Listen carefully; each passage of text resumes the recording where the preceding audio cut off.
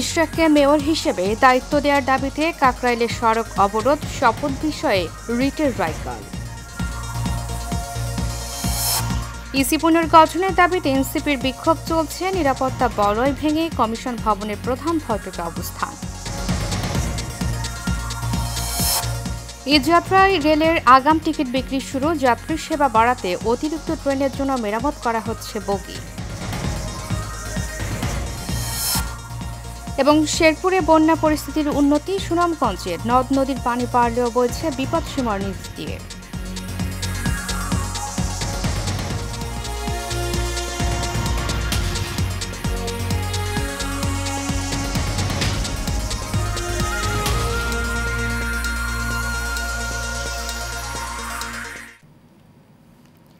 স্বাগত এশিয়ান নিউজের সাথে আছি আমি উর্মি আক্তার। এতক্ষণ শুনছিলেন বিআরবি কেবল ইন্ডাস্ট্রিজ লিমিটেড সংবাদ শিরোনাম। এবারে চলে যাব পুরো খবরে। বিএনপি নেতা ইশরাক হোসেনকে ঢাকা দক্ষিণ সিটি কর্পোরেশনের মেয়রের দায়িত্ব বুঝিয়ে দেওয়ার দাবিতে এবং স্থানীয় সরকার উপদেষ্টা আসিফের পদত্যাগের দাবিতে হাইকোর্ট, মৎস্য ভবন, কাকরাইল এবং যমুনা অবরুদ্ধ করে অবস্থান নিয়েছে ঢাকাবাসী। এদিকে ইশরাককে মেয়র হিসেবে শপথ না পড়ানোর নির্দেশনা চেয়ে করা রিটের ফের শুনানি হয়েছে আজ। তবে এ বিষয়ে হাইকোর্ট আদেশ দেবেন কাল। বিস্তারিত মন্টুল নামের রিপোর্টে।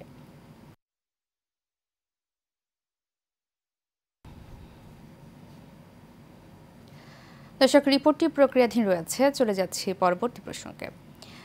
জনগণের মূল দাবি নির্বাচনকে অন্যদিকে ঘুরিয়ে দেওয়ার জন্যই নানান নাটক সাজানো হচ্ছে বলে মন্তব্য করেছেন বিএনপি চেয়ারপারসনের উপদেষ্টা জয়নুল আবেদিন ফারুক।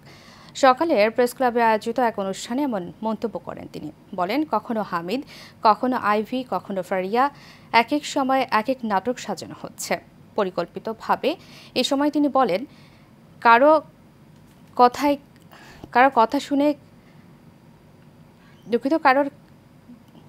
কথা শুনে ইশরাককে শপথ বন্ধ করে থাকলে তা অত্যন্ত গর্হিত কাজ।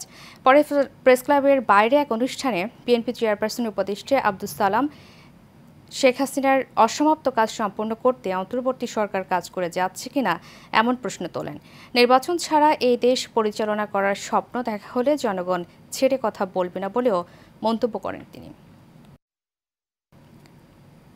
ইসি পুনর্গঠনে নির্বাচন কমিশনের সামনে বিক্ষোভ করছে জাতীয় নাগরিক পার্টি এনসিপির নেতাকর্মীরা। দুপুর 12টা থেকে এর কর্মসূচি শুরু হয়। বিক্ষোভ সমাবেশে স্বাগত বক্তব্য দেন এনসিপির কলাবাগান থানার প্রতিনিধি মাসুম বিল্লাহ।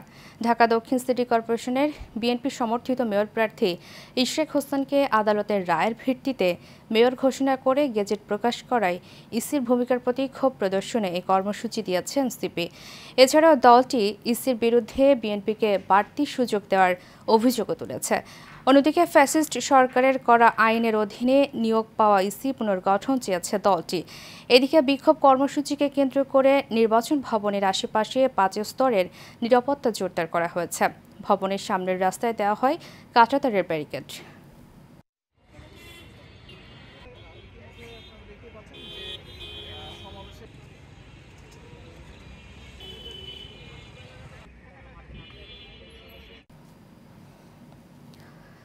আসন্ন ঈদুল আজহা উপলক্ষে ট্রেনের অগ্রিম টিকিট বিক্রি শুরু করেছে বাংলাদেশ রেলওয়ে। আজ দেয়া হচ্ছে 31 মে টিকিট। সকাল 8টায় অনলাইনে অগ্রিম টিকিট বিক্রি শুরু হয়।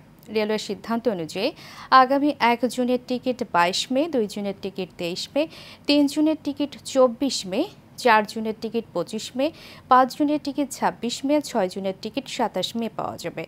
ঈদ পরবর্তী ফিরতি যাত্রা 9 জুনের অগ্রিম টিকিট 30 মে পাওয়া যাবে। এছাড়া 10 জুনের টিকিট 31 মে, 11 জুনের টিকিট 1 জুন, 12 জুনের টিকিট 2 জুন, 13 জুনের টিকিট 3 জুন, 14 জুনের টিকিট 4 জুন এবং 15 জুনের অগ্রিম টিকিট 5 জুন পাওয়া যাবে।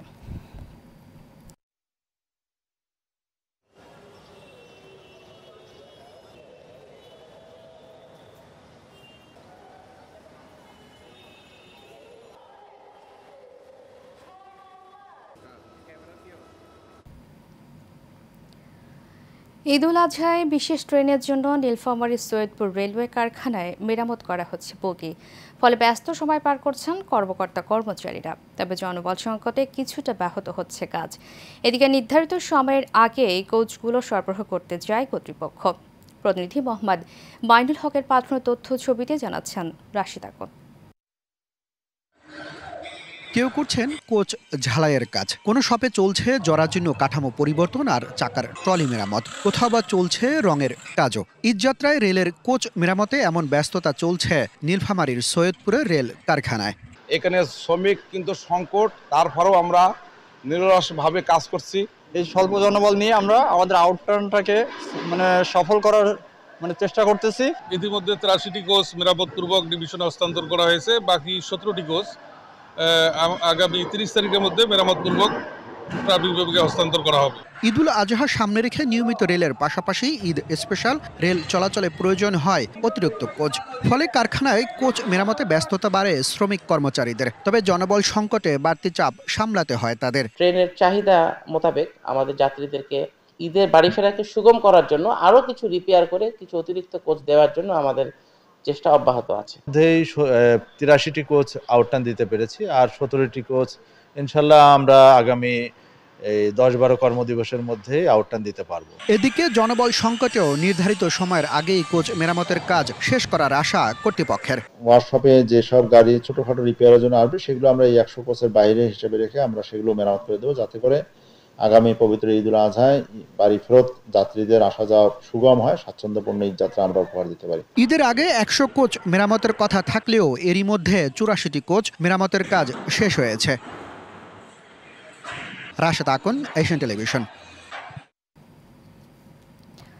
শেরপুরে ভারী বৃষ্টি না থাকায় কমতে শুরু করেছে নদ নদীর পানি। চেল্লাখালী, ভোগাই, সোমেশ্বরী ও মহারশী নদীর পানি বিপদসীমার নিচ দিয়ে প্রবাহিত হচ্ছে। এদিকে স্থানীয় প্রশাসন বন্যার আগাম প্রস্তুতি সম্পন্ন করেছে। এছাড়া মন্ত্রণালয়ে শুকনো খাবার ও টিন বরাদ্দ চেয়ে চিঠি দিয়েছে। আর জেলার 93% বেশি জমির ধান কাটা হয়েছে, বাকি ধান কাটার পরামর্শ দিচ্ছে কৃষি বিভাগ। অন্যদিকে সুনামগঞ্জ ও ভারতের চেরাপুঞ্জিতে গত কয়েকদিনের বৃষ্টিপাতের কারণে হাওড় নদ নদীতে স্বাভাবিকভাবে পানি বাড়ছে। সুরমা, কুশিয়ার নদী সহ অনেক নদীর পানি কিছুটা বৃদ্ধি পেলেও তা এখনও বিপদসীমার অনেক নিচে রয়েছে। ফলে আপাতত বন্যার সংখ্যা নেই বলে জানিয়েছে পানি উন্নয়ন বোর্ড। তবে সামাজিক যোগাযোগ মাধ্যমে ছড়িয়ে পড়া বন্যার তথ্য বিগত বছরের অভিজ্ঞতায় সুনামগঞ্জের নদী তীরবর্তী ও হাওড় অঞ্চলের মানুষ উদ্বিগ্ন হয়ে পড়েছেন।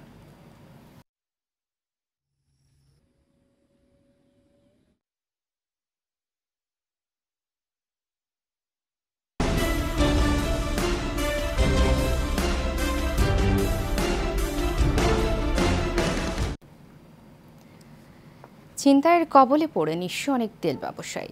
চট্টগ্রাম থেকে আসার পথে ফেনীতে প্রায় ছিনতাইয়ের কবলে পড়তে হচ্ছে তাদের।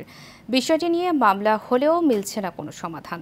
যদিও পুলিশ বলছে গাড়ি ও পণ্য ছিনতাই চক্রের বিরুদ্ধে চলছে অভিযান। মোহাম্মদ হুমায়ুন কবির সুমনের রিপোর্টে জানাচ্ছেন ওয়ালিদ সিদ্দিকী। গত 30 এপ্রিল চট্টগ্রাম থেকে তেল ভর্তি লরি নিয়ে ফেনীর মুহুরী ব্রিজ এলাকায় আসার পর হলুদ রঙের একটি পিকআপ ও একটি সিএনজি গাড়িটির গতিরোধ করে।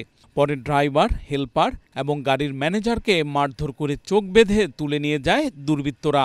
এরপর বিভিন্ন স্থানে ঘুরিয়ে তাদেরকে একটি কবরস্থানের সামনে নামিয়ে দেয় তারা।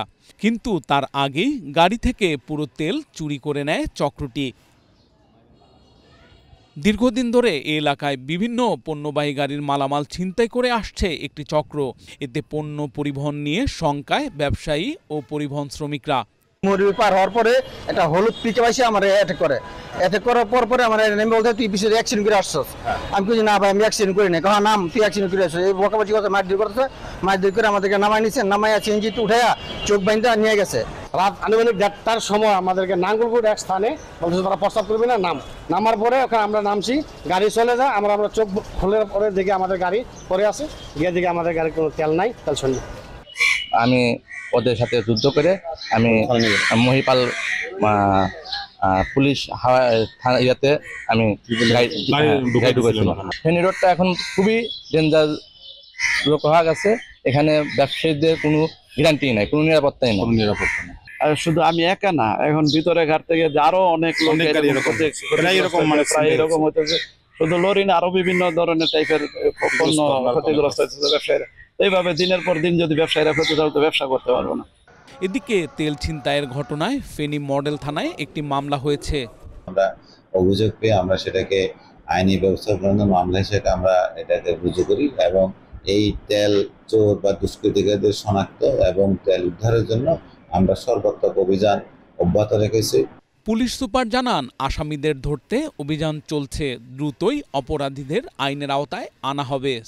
তেলের লরি যে ছিনতাই হচ্ছে, আজকে আপনাদের মাধ্যমে, আপনার ফোনের মাধ্যমে জানতে পারলাম এটা। কোনো ভুক্তভোগী আমাদের পুলিশ স্টেশনে কিংবা আমার কাছে কিংবা আমার কোনো অফিসারের কাছে কোনো অভিযোগ করে নাই। আমরা এটা সত্য মিথ্যা যাচাই করে আমরা এটা যথাযথ পদক্ষেপ নেব, আইনগত পদক্ষেপ। সড়কে নিরাপত্তা নিশ্চিতে দ্রুত এই চক্রের বিরুদ্ধে কঠোর ব্যবস্থার দাবি ভুক্তভোগীদের। Walid Siddiqui, Asian Television. শেষ করব এশিয়ান নিউজ, তার আগে বিআরবি কেবল ইন্ডাস্ট্রিজ লিমিটেড সংবাদ শিরোনামগুলো জানাবো আরও একবার।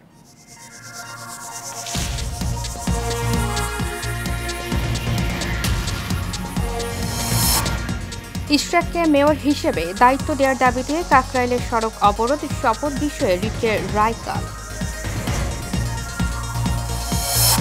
ইসি পুনর্গঠনের দাবিতে এনসিপির বিক্ষোভ চলছে, নিরাপত্তা বলয় ভেঙে কমিশন ভবনের প্রধান ফটকে অবস্থান।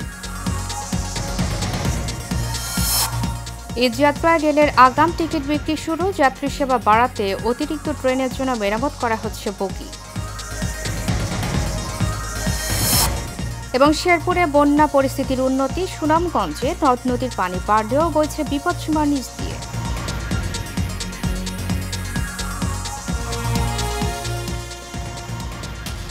এশিয়া নিউজ এ পর্যন্ত। পরবর্তী সংবাদ দেখার আমন্ত্রণ জানিয়ে শেষ করছি। ধন্যবাদ সবাইকে।